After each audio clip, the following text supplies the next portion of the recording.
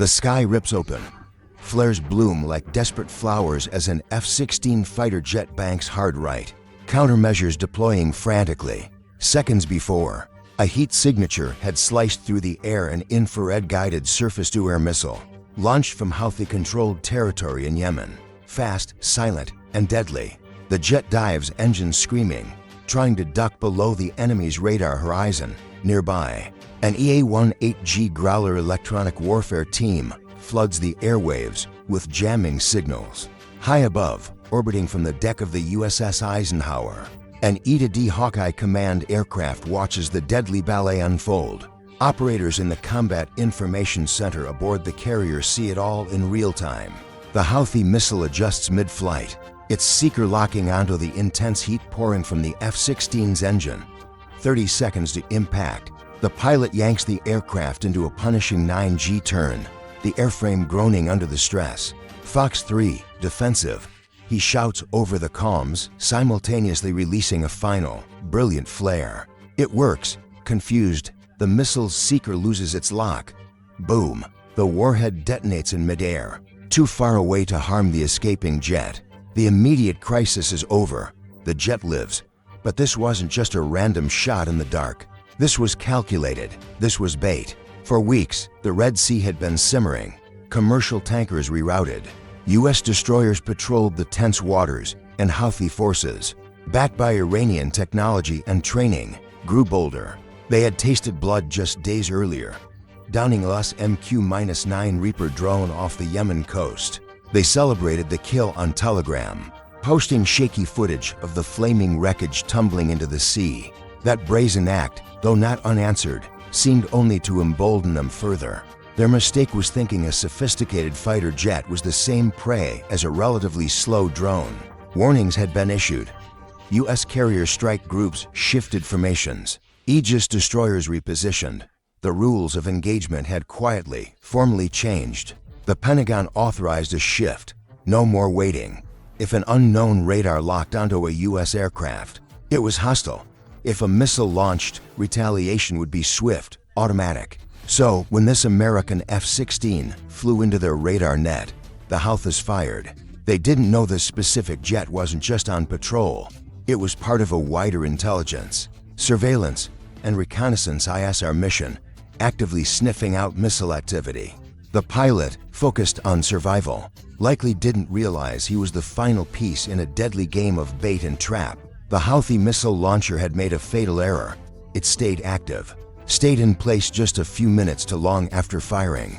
Back aboard the USS Eisenhower, the pilot's Fox 3 defensive call wasn't just heard. It was recorded, analyzed, combined with data streaming from other assets. It instantly became targeting information. Live feeds, thermal signatures, missile trajectory. GPS locked. The retaliation clock was already ticking. At 28,000 feet, the F-16 pilot was still recovering when his radar warning receiver, RWR, screamed again. New contacts, different angles. Not just one signal this time, but a burst. Multiple radar locks, staggered, fast. His ALR-56M system identified the threat. SA-6 Gainful, a classic Soviet-era surface-to-air missile system, likely Iranian copies, upgraded and mobile, but slow to set up and hide, and they were locked onto him. His left hand shoved the throttle forward, afterburners kicking in. His right toggled the countermeasures, prepping another flare dump. Behind him, the exhaust glowed white-hot, a perfect target against the cool desert night. Viper 3, defensive, multiple locks, repeat, multiple launch points, request support. Overhead, the Growler from VAQ-140, the Patriots, was already working, pouring invisible bursts of electromagnetic disruption into the air, scrambling the Houthi radars. It bought the F-16 precious seconds. The pilot dipped the nose, pushing the jet into a hard, G-pulling dive. Vision tunneled, blood draining from his head, but he held the vector high speed, low drag. Flares streamed behind him like fireworks chasing a ghost. He banked, then yanked the stick, rolling the jet at nearly 700 knots, just in time.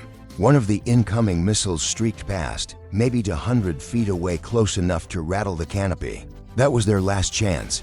because the Houthis didn't know they were being watched from above. At nearly 60,000 feet, a Navy MQ-4C Triton drone circled silently. Unarmed, but its powerful sensors missed nothing.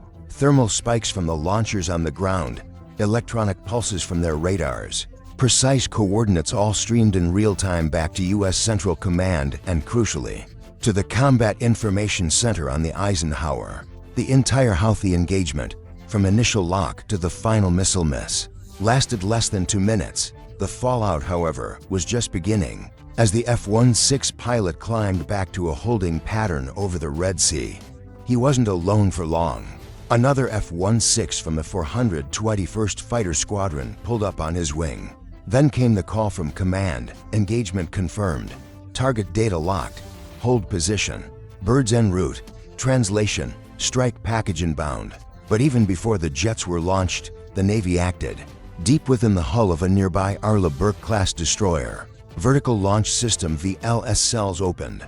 Tomahawk cruise missiles precision-guided, long-range stood ready. Less than 5 minutes after the Houthi threat ended, the order came, target Alpha. Fire 1, a missile erupted, then a second, then 4, screaming into the night sky before their boosters burned out, curving silently east towards the Yemen coast. This was just the beginning.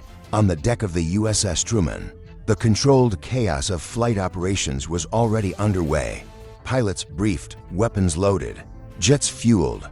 This wasn't improvisation, it was the playbook. The moment the Houthi missile left the rail, the response protocol, designated Package Bravo, was activated. Package Bravo isn't a warning shot, it's a hammer blow. A multi-domain strike sequence involving cruise missiles, carrier air power, and coordinated electronic warfare. The targets, any confirmed offensive systems that dared to fire on or even lock onto U.S. assets. The Houthis had just pulled the trigger. The Tomahawks, flying low over the waves, struck first. Target 1, the primary SA-6 missile launcher site obliterated. Target 2, the mobile radar vehicle that guided it vaporized. Target 3, a suspected command and control hub near Ras Isa pummeled. Target 4, an ammo storage depot identified by the Triton's thermal scan, erupted in secondary explosions. Meanwhile, the carrier strike package closed in, first, the E-A-18G Hawkeye, painting the electronic battlefield picture. Then, the EA-18G Growlers unleashed a torrent of wideband jamming, blinding Houthi radars and scrambling their communications. They likely had no idea what was coming until the first Tomahawk impacts lit up the coastline. Then came the hammers for F-18 Super Hornets from 25,000 feet. GBU-3 JDAM smart bombs fell silently, accurately. Impact after impact rocked the Houthi positions. Secondary explosions confirmed hits on fuel and ammunition. A final AGM-88H HARM missile locked onto a last-ditch radar pulse from a mountaintop station and silenced it permanently. High above, the Triton drone lingered, its unblinking eye recording the aftermath, heat signatures fading, vehicle movement ceasing. Any attempt to regroup or hide would be instantly flagged. Back in the cockpit of the original F-16, the pilot listened to the battle damage assessment over the comms.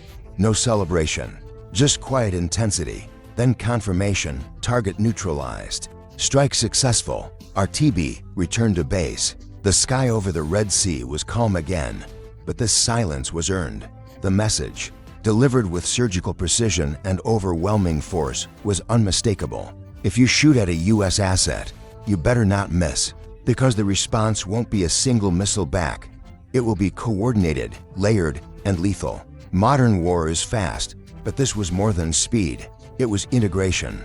The moment the Houthi radar lit up, the moment the missile launched, the U.S. didn't just react, they observed, analyzed, and unleashed a pre-planned, devastating counterstrike that redefined the battlefield in minutes. Every radar operator in the region now had to ask themselves, is flipping this switch worth annihilation?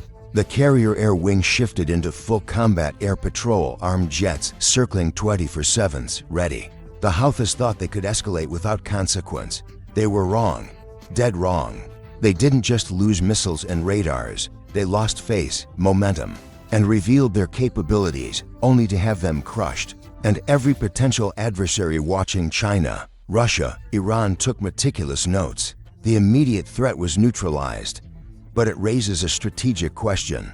If you were in command that night, would you have stopped after destroying the specific launch assets? Or would you have pressed the advantage, wiping out every identified Houthi radar site along the coast to prevent future attacks? Be honest.